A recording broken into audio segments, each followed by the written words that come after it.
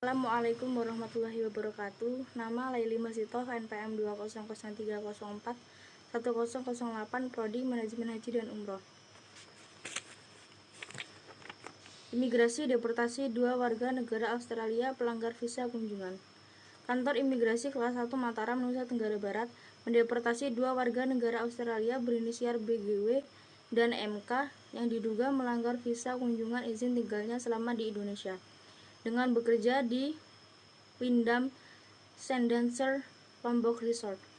Pelaksana tugas Kepala Kantor Imigrasi Kelas 1 Mataram, Arman Armanda Yoga Surya, di Mataram Selasa mengatakan kedua warga Australia yang menjadi modus kasus suap senilai 1,2 miliar dalam penanganan perkara penyalahgunaan izin tinggal tersebut telah dideportasi ke negara asalnya sebelum terjadi operasi tangkap tangan Komisi Pemberantasan Korupsi terhadap pejabat imigrasi pada Senin tanggal 27 Mei lalu. Penyalahgunaan visa kunjungan bagi warga negara asing sebenarnya telah diatur dalam pasal tindak pidana yang diuraikan pada Undang-Undang Nomor 6 Tahun 2011 tentang Keimigrasian. Sanksi pidana untuk warga negara yang melanggar aturan tersebut tersirat dalam pasal 122 huruf A Undang-Undang Nomor 6 Tahun 2011 tentang Keimigrasian. Dalam pasalnya disebutkan ancaman pidana penjara paling lama yaitu 5 tahun penjara dan pidana denda paling banyak 500 juta. Ancaman pidana bagi penyalahgunaan visa kunjungan sebenarnya tidak hanya dapat menjerat warga negara asing yang bermasalah, pemberi kerja, pihak sponsor, penjamin, dan siapa saja yang menyuruh atau memberikan kesempatan kepada warga negara asing untuk menyalahgunakan visa kunjungan juga dapat dikenakan sanksi pidana. Ancaman pidananya sama dengan warga negara asing yang telah diuraikan dalam pasal 122 huruf B Undang-Undang Nomor 6 Tahun 2011 tentang Keimigrasian. Selanjutnya, dalam pasal 38 Undang-Undang Nomor 6 Tahun 2011 tentang Keimigrasian, warga negara asing penerima visa kunjungan diberikan izin tinggal di wilayah Indonesia paling lama 30 hari. Bentuk kegiatan pun yang diperbolehkan antara lain melakukan tugas pemerintah, pendidikan, sosial budaya, pariwisata, bisnis, keluarga, jurnalistik, ataupun singgah untuk meneruskan perjalanan ke negara lain. Dalam kasus suapnya, KPK menetapkan Kurniadi, Kepala Kantor Imigrasi Kelas 1 Mataram sebagai tersangka penerima suap senilai 1,2 miliar bersama Yusriansyah, Kepala Intelijen dan Penindakan Kantor Imigrasi Kelas 1 Mataram. Kemudian dari pihak memberinya, KPK menetapkan Liliana, Direktur PT Wisata Bahagia, pengelola Wyndham Sandancer Lombok Resort. Peran ketiga tersangka ditetapkan KPK berdasarkan hasil gelar perkara yang dilaksanakan dalam kurun waktu 1 kali 24 jam usai tertangkap tangan di Nusa Tenggara Barat. Dari gelar perkaranya menyatakan Kurniadi bersama Yusriansyah diduga melanggar pasal 12 huruf A atau pasal 12 huruf B atau pasal 11 Undang-Undang Nomor 31 Tahun 1999 sebagaimana telah diubah dengan Undang-Undang Nomor 20 Tahun 2001 tentang Pemberantasan Tindak Pidana Korupsi Junto pasal 55 ayat ke-1 KUHP. Khusus untuk Kurniadi, KPK menambahkan pasal 9 atau pasal 13 Undang Nomor 31 Tahun 1999 sebagaimana telah diubah dengan Undang-Undang Nomor 20 Tahun 2001 tentang Pemberantasan Tindak Pidana Korupsi. Sedangkan untuk Liliana, KPK menetapkan pasal 5 ayat 1 huruf A atau pasal 5 ayat 1 huruf B atau pasal 13 Undang-Undang Nomor 31 Tahun 1999 sebagaimana telah diubah dengan Undang-Undang Nomor 20 Tahun 2001 tentang Pemberantasan Tindak Pidana Korupsi. Nama saya Ajeng Raudut Lutfia, NPM 20030404002, Prodi Manajemen Haji dan Umroh. Di sini saya akan membawakan kasus terkait deportasi 20 warga Malaysia, yakni warga negara asing yang terjaring melanggar Undang-Undang Nomor 6 Tahun 2011 tentang Keimigrasian. Dikarenakan sanksi administrasi berupa deportasi tanpa melalui proses hukum di pengadilan atau pro justitia. yang mana warga asing tersebut dideportasi karena terbukti bekerja pada suatu perusahaan tidak sesuai dengan izin mempekerjakan tenaga asing, serta melebihi batas waktu izin tinggal. Sesuai ketentuan yang sudah ada, tindakan yang dilakukan terhadap orang asing yang terbukti melanggar undang-undang keimigrasian berupa sanksi administrasi, deportasi, dan proses hukum di pengadilan. Dengan tindakan tegas terhadap pelanggar undang-undang keimigrasian diharapkan memberi efek jera bagi warga negara asing lainnya agar tidak memasuk secara ilegal dan tidak sesuai dengan ketentuan keimigrasian, guna mencegah terjadinya penyalahgunaan izin tinggal, IMT, dan pelanggaran hukum lainnya. Pihaknya menurunkan petugas wadah hakim untuk mengawasi orang asing di 6 wilayah, yaitu berupa ada yang di Kota Palembang dan Prabu Mulih, serta Kabupaten Musi, Banyu Asin, Ogan Ilir, dan Kabupaten Ogan Komering Ilir. Pengawasan terhadap orang asing selain dilakukan oleh petugas imigrasi, pihaknya juga berupaya melakukan pengawasan bersama jajaran instansi pemerintah daerah, aparat kepolisian, dan TNI, dan tergabung dalam tim pengawasan orang asing atau yang disebut dengan tim PORA.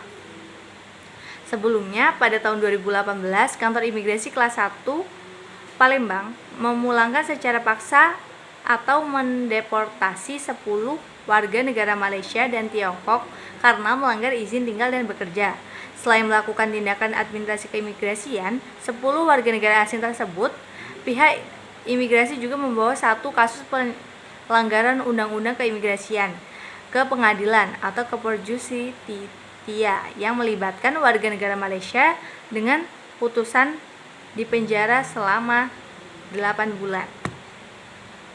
Mungkin hanya itu saja, dan kesimpulan dari kasus saya ini yaitu adanya hukum keimigrasian itu penting agar tidak banyak warga negara asing yang menyalahgunakan hukum tersebut.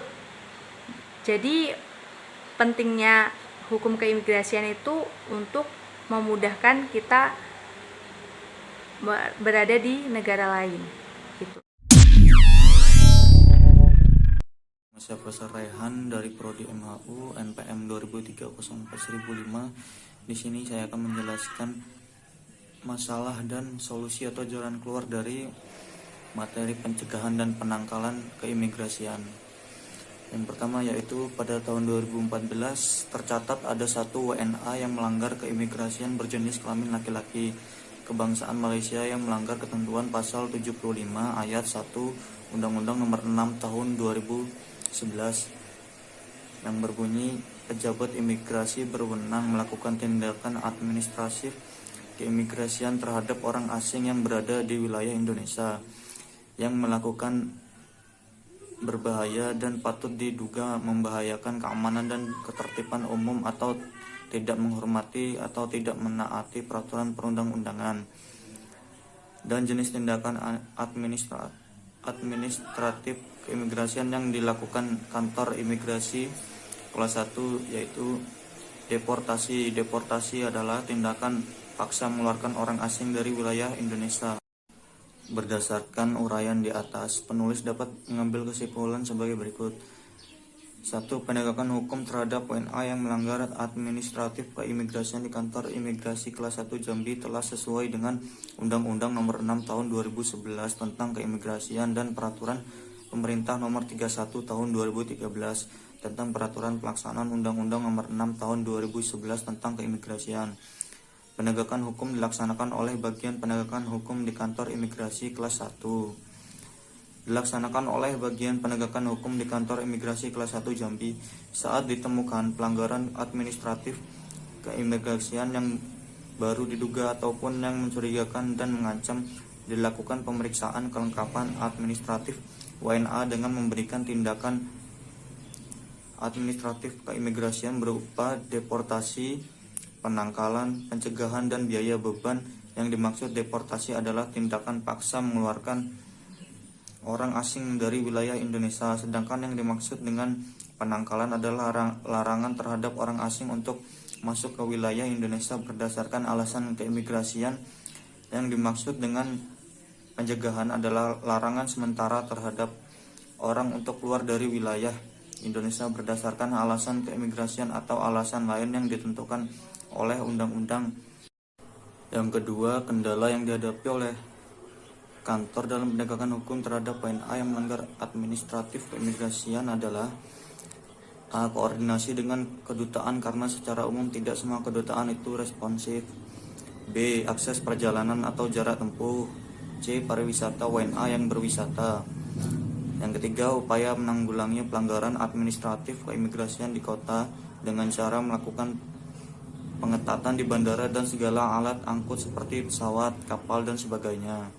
Dilakukan juga pengetatan pada saat pemeriksaan di visa WNA, dan juga peran dari penegakan hukum dan peran masyarakat dapat membantu kantor imigrasi kelas 1 untuk menjaga ketertiban di Indonesia, khususnya wilayah kota.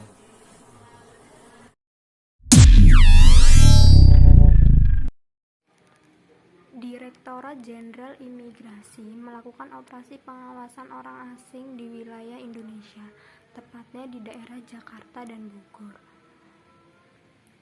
atas kasus pelanggaran penyalahgunaan visa, di mana target dari kegiatan tersebut adalah tempat hiburan malam yang memfasilitasi orang asing melakukan aktivitas secara ilegal. Dari operasi tersebut diamankan 32 perempuan dari berbagai negara yang diduga melakukan pelanggaran keimigrasian, yaitu dari negara Vietnam, Kazakhstan, Uzbekistan, Tiongkok, Maroko, dan Rusia. Para perempuan tersebut melakukan kegiatan sebagai pemandu karaoke atau pelaku seks komersial. Selain itu, petugas juga mengamankan 25 paspor, barang bukti pembayaran, handphone, alat kontrasepsi, seragam pemandu karaoke, tas, dan uang senilai kurang lebih 5 juta rupiah. Dalam kasus di atas, karena sudah terbukti melakukan pelanggaran keimigrasian, melakukan penyalahgunaan izin keimigrasian, maka pihak imigrasi mengambil atau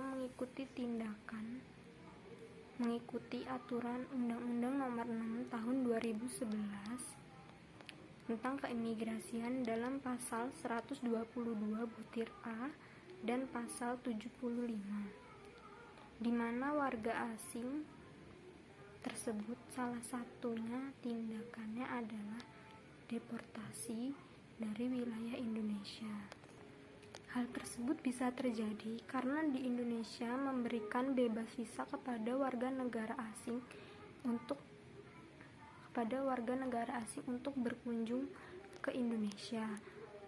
Agar pelanggaran-pelanggaran seperti itu tidak terjadi, di Direktur Jenderal Imigrasi membangun sistem monitoring menggunakan sistem aplikasi barcode pada setiap orang asing yang mendarat di bandara internasional.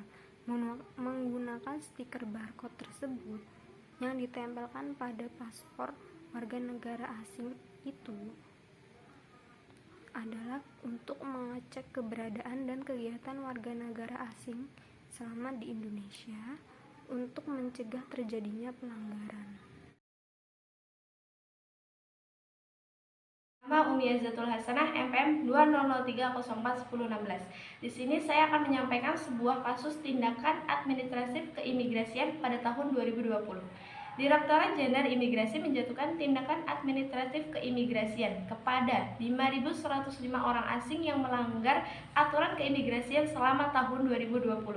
Hal ini disampaikan oleh Menteri Hukum dan HAM Yasona Lawli pada upacara peringatan Hari Bakti Keimigrasian ke-71 yang digelar pagi tadi secara virtual di Geraha Pengayoman Kehumuan RI Jakarta.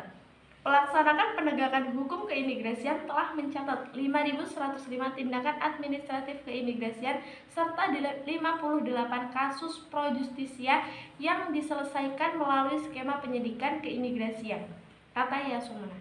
Dari 5.105 kasus yang dijatuhi tindakan administratif keimigrasian, jumlah terbanyak merupakan sanksi berupa keharusan untuk bertempat tinggal di suatu tempat destinasi sebanyak 1.745 kasus, deportasi sebanyak 1.582 kasus, dan pencegahan atau penegakan sebanyak 1.102 kasus. Yasona turut memaparkan capaian kinerja Ditjen Imigrasi yang terus bekerja di tengah pandemi COVID-19. Dalam pelaksanaan pengawasan orang asing di Indonesia, Ditjen Imigrasi telah membentuk 310 tim pengawasan orang asing Timpora yang terstruktur dari tingkat pusat hingga tingkat kecamatan. Timpora merupakan hasil kerjasama dengan seluruh counterparts yang terjalin dengan imigrasi. Di antaranya jajaran pemerintah daerah, instansi penegak hukum, dan instansi vertikal yang ada baik di pusat maupun daerah. Selain angka penegakan hukum, Menhukam juga menyampaikan capaian pelayanan keimigrasian selama tahun 2020, penerbitan paspor sebanyak 1.382.313.000 buku yang didominasi oleh paspor 48 halaman sebanyak 1.245.763.000 dan paspor elektronik 48 halaman sebanyak 130.682.000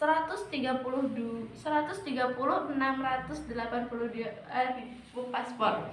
Perlu juga disampaikan bahwa 8.607 buku paspor diantaranya diterbitkan dengan mengakses layanan e-zip paspor, layanan paspor kolektif.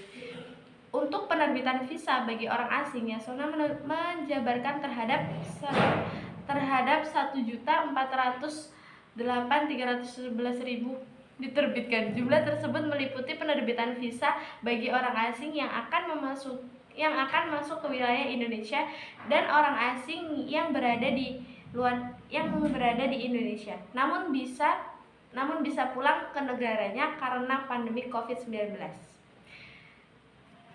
Sekian, itulah tadi pemaparan dari tindakan administratif keimigrasian pada tahun 2020. Nama Faralulu Etu Zahra, NPM 200304106. Di sini saya akan menyampaikan kasus tentang 12 warga negara asing langgar aturan keimigrasian di Jawa Tengah selama triwulan pertama tahun 2021.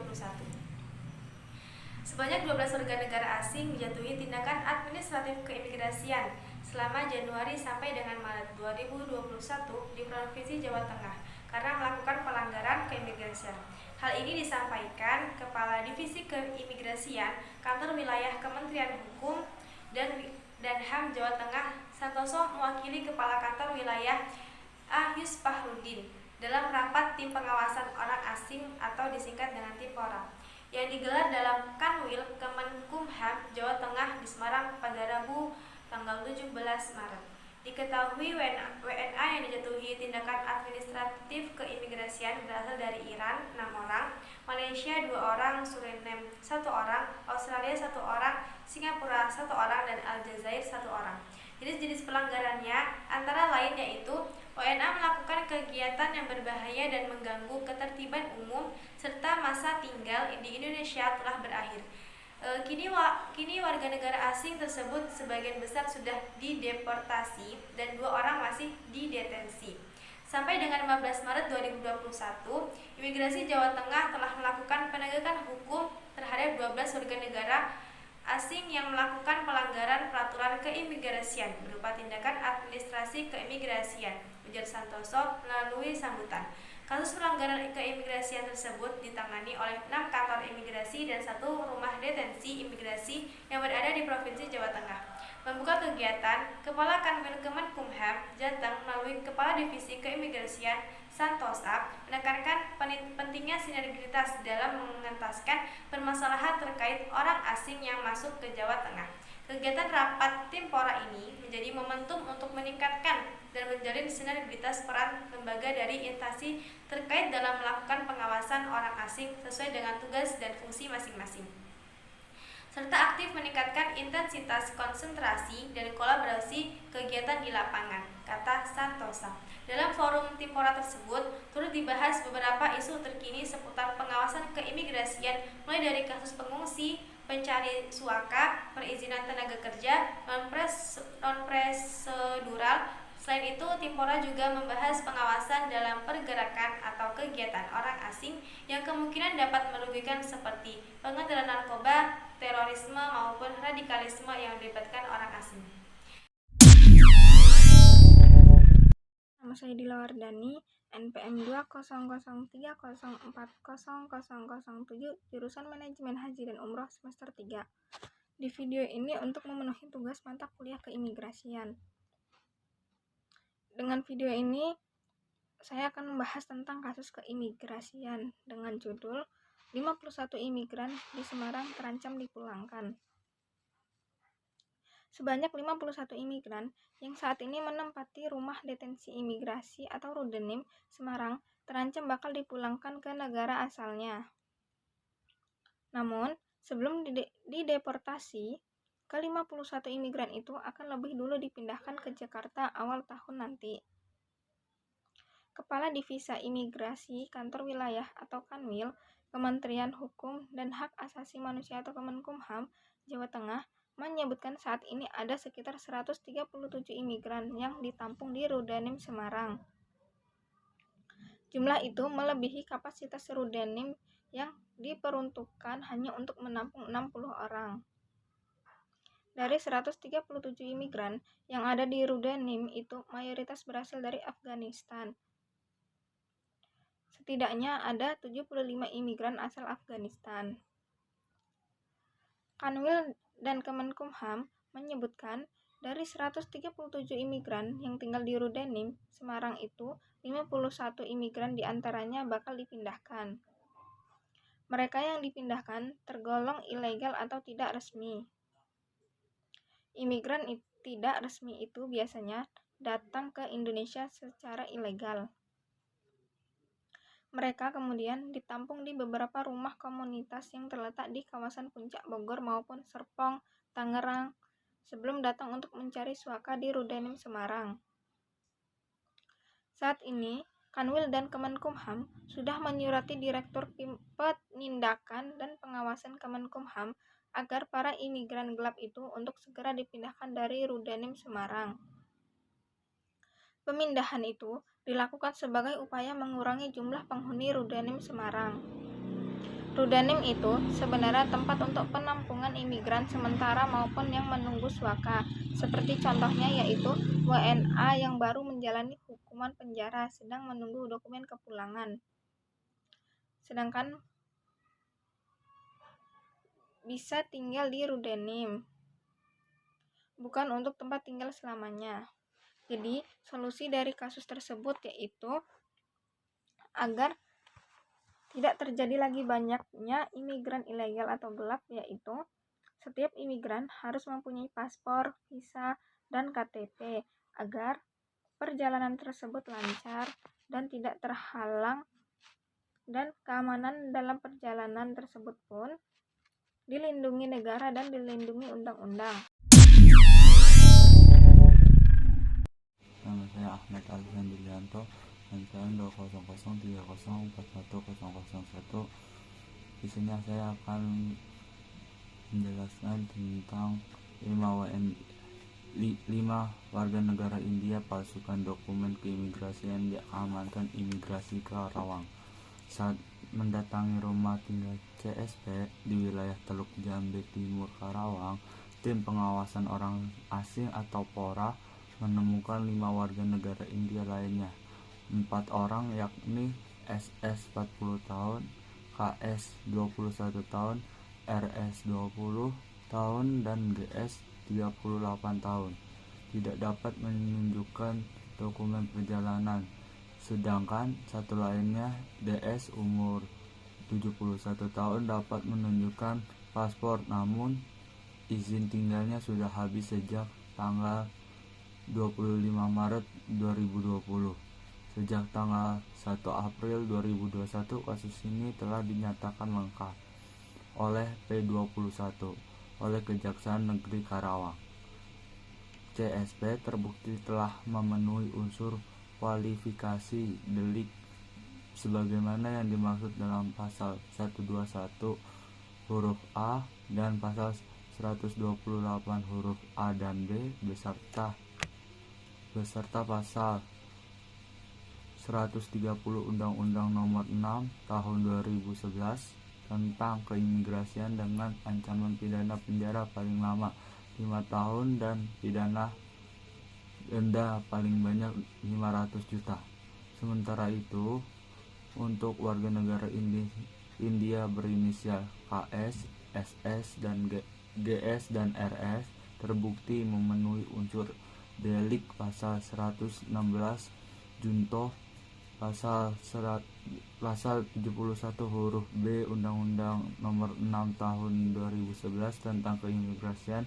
Kemudian untuk WNA berinisial DS dikenakan pasal 78 ayat 3 Undang-Undang Nomor 6 Tahun 2011 tentang keimigrasian dengan sanksi berupa pendeportasian dari wilayah Indonesia.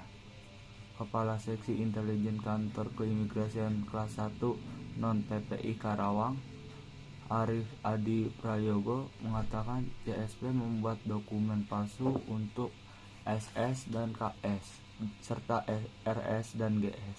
Mereka akan menggunakan dokumen itu untuk ke Jepang. Terima kasih.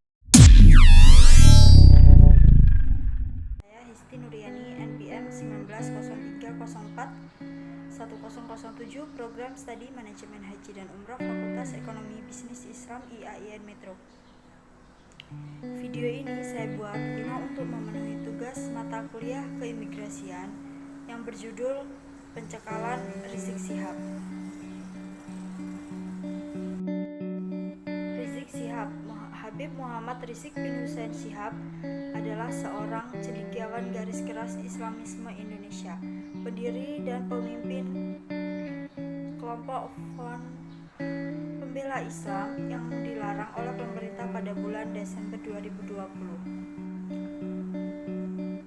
Rizik Syihab menyatakan bahwa ia tidak bisa kembali ke tanah air dari Arab Saudi lantaran ditangkal oleh pemerintah Indonesia. Dalam sebuah video yang beredar di YouTube, ia mengatakan bahwa pemerintah Indonesia menetapkan surat pencekalan ke pemerintah Arab Saudi yang menyebabkan dia tidak diperbolehkan pulang karena alasan keamanan. Namun, hal tersebut dibantah oleh Menteri Koordinator Bidang Politik, Hukum, dan Keamanan Polhukam Mahfud MD. Sampai saat ini tidak ada surat yang ditunjukkan Rizik.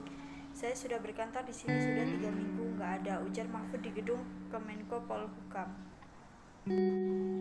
Ketua Umum Dewan Pusat Front Pembela Islam Ahmad Sobri Lubis menilai pencekalan terhadap Rizik Syihab merupakan pelanggaran hak asasi manusia serius.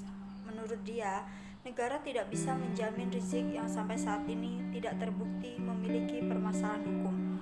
Ia merujuk pada pasal 28D ayat 1 yang berbunyi, setiap orang berhak atas pengakuan, jaminan, dan perlindungan dan kepastian hukum yang adil serta perlakuan yang sama di muka hukum. Serta pasal 28E ayat 1 yang berbunyi, setiap orang berhak memeluk agama dan beribadat menurut agamanya, memilih pendidikan dan pengajaran, memilih kewarganegaraan, memilih tempat tinggal di wilayah dan negara yang ditinggalinya, serta berhak kembali.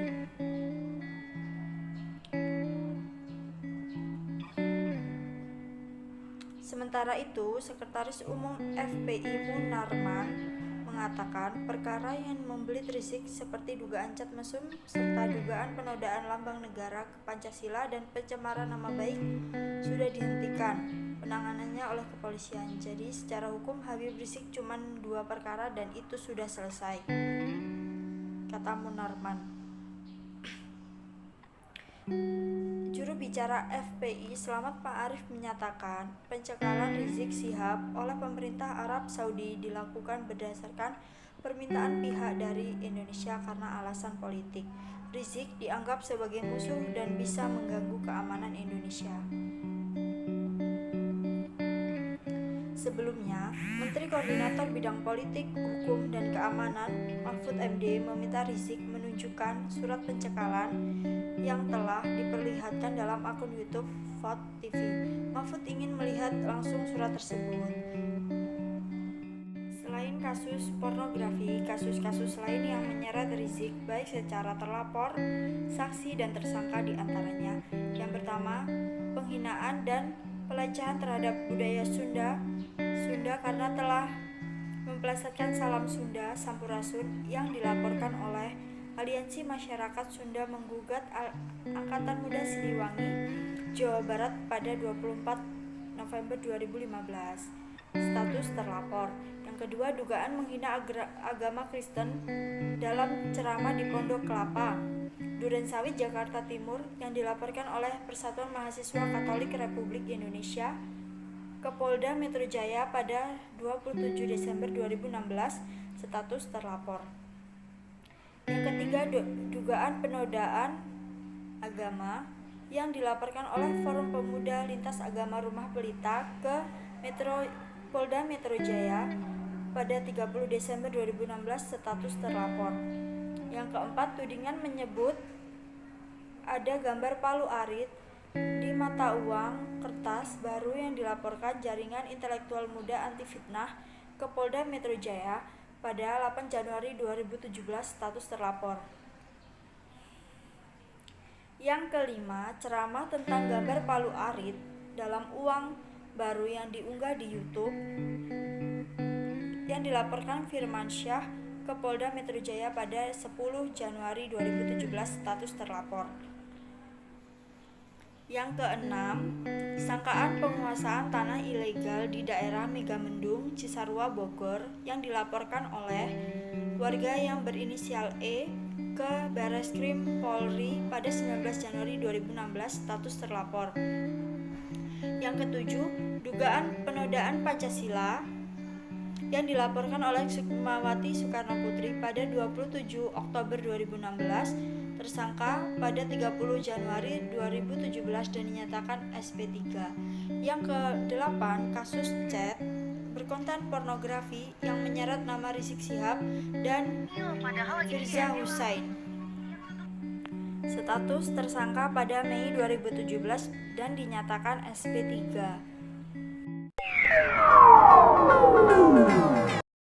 Nama saya Cindy Fatika Sari, NPM 20030410414, mata kuliah Keimigrasian. Dalam kesempatan kali ini saya akan membahas mengenai tindak pidana tersangka korupsi oleh pejabat imigrasi. Salah satu yang menyebabkan tingginya tingkat korupsi di Indonesia adalah kemampuan koruptor atau tersangka kasus korupsi melarikan diri dari Indonesia sebagai upaya untuk menghindari penegakan hukum yang ada di Indonesia.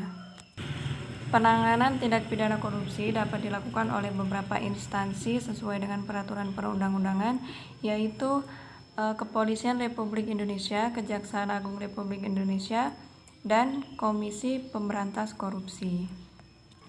Masing-masing instansi tersebut dapat melakukan pencegahan terhadap tersangka kasus korupsi dengan melaporkan tersangka tersebut kepada Direktorat Jenderal Imigrasi. Berdasarkan Undang-Undang Nomor 6 Tahun 2011 tentang Keimigrasian Pasal 9 Ayat 1, setiap orang yang keluar atau masuk wilayah Indonesia wajib melalui pemeriksaan oleh pejabat imigrasi di tempat pemeriksaan imigrasi. Pejabat keimigrasian wajib menolak orang untuk keluar wilayah Indonesia karena beberapa hal, yaitu tidak memiliki dokumen perjalanan yang sah dan masih berlaku, diperlukannya untuk kepentingan penyelidikan dan penyidikan atas perintah pejabat yang berwenang atau yang namanya tercantum dalam daftar pencegahan. Dalam kasus ini, baik Kepolisian Republik Indonesia, Kejaksaan Agung Republik Indonesia maupun Komisi Pemberantas Korupsi dapat mengajukan dapat mengajukan kepada Menteri Hukum dan HAM untuk langsung meminta kepada pejabat imigrasi untuk melakukan tindak pencegahan atas tersangka tindak pidana korupsi. Dalam kasus ini, baik Kepolisian Republik Indonesia, Kejaksaan Agung Republik Indonesia maupun Komisi Pemberantasan Korupsi dapat mengajukan langsung kepada Menteri Hukum dan HAM untuk meminta langsung kepada pejabat keimigrasian guna melakukan tindak pencegahan atau guna melakukan pencegahan terhadap nama yang dilaporkan sebagai tersangka tindak pidana korupsi.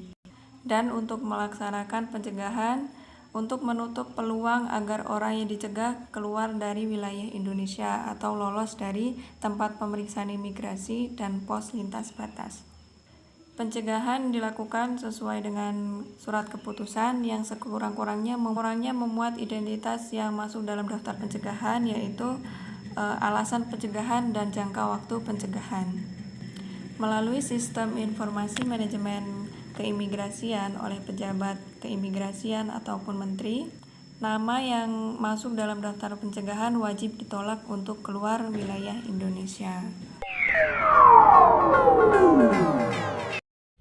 Perkenalkan, nama saya Fitrotul Maula, NPM 2003042003, Prodi Manajemen Haji dan Umroh. Di sini saya akan menjelaskan contoh kasus pelanggaran visa dalam keimigrasian.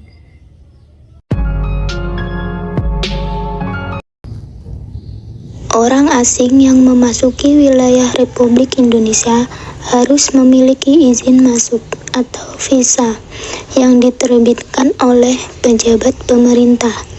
Pada umumnya, orang asing yang berkunjung ke wilayah Republik Indonesia untuk bekerja dan berwisata, mereka diberi kesempatan untuk menetap di wilayah Indonesia dalam waktu yang telah ditentukan oleh pejabat pemerintah. Beberapa tahun terakhir, begitu banyak kasus yang terjadi di Kabupaten Bali yang berhubungan dengan pelanggaran visa oleh warga negara Cina. Terdapat kasus yang dijadikan contoh dan bukti bahwa pelanggaran visa terjadi dan memiliki dampak negatif, perlu mendapat perhatian serius dari pemerintah, petugas keimigrasian, dan aparat penegak hukum. Kejadian penangkapan oleh Satuan Kepolisian Daerah Bali terhadap 103 orang warga negara Cina di Bali yang terbukti telah masuk ke wilayah Indonesia secara ilegal dengan menyalahgunakan visa turis. Mereka melakukan praktek penipuan saluran internet. Dalam hal ini, ada beberapa solusi yang bisa dijadikan bahan dalam tindakan pencegahan penyalahgunaan visa di Indonesia. Di antaranya, yang pertama, mendeportasi pelaku untuk kembali ke negara asalnya. Yang kedua, menangkal pelaku untuk masuk ke wilayah kedaulatan Indonesia dalam kurun waktu tertentu atau seumur hidup. Yang ketiga, memberi sanksi denda administratif terhadap pelaku perseorangan atau badan usaha perusahaan. Yang keempat, mencabut izin usaha perusahaan yang mensponsori penyalahgunaan izin masuk. Dalam hal ini, ada beberapa solusi yang bisa dijadikan bahan dalam tindakan pencegahan penyalahgunaan visa di Indonesia. Di antaranya, yang pertama, mendeportasi pelaku untuk kembali ke negara asalnya. Yang kedua, menangkal pelaku untuk masuk ke wilayah kedaulatan Indonesia dalam kurun waktu tertentu atau seumur hidup. Yang ketiga, memberi sanksi denda administratif terhadap pelaku perseorangan atau badan usaha perusahaan. Yang keempat, mencabut izin usaha perusahaan yang mensponsori penyalahgunaan izin masuk.